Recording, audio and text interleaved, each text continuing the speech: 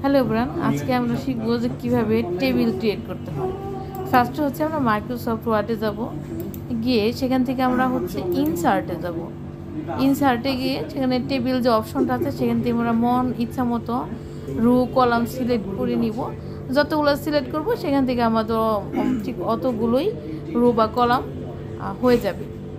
এরপর আমরা চাইলে একটা একটা করে টেবিলের ঘরগুলো বাড়াতে পারি।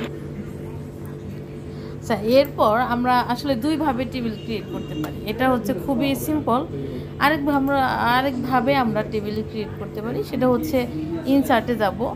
যাওয়ার পর সেখানে হচ্ছে আমরা টেবিলের যে অপশনটা আসে টেবিলে যাব। টেবিলে যাওয়ার পর সেখান থেকেও আমাদের আরেকটা ইনসার্ট আছে, সেখান থেকে আমরা যতগুলো রো এবং কলাম মন চাই বাড়িয়ে কমে সেখান থেকে আমরা নিতে পারবো। দেন ওকে দেব। এরপর আমরা চাইলে এই ঘরগুলো কলামগুলো রোগুলো বাড়াতে পারি। একদম লাস্ট অপশনে গিয়ে একটা ইন্টার ক্লিক করব।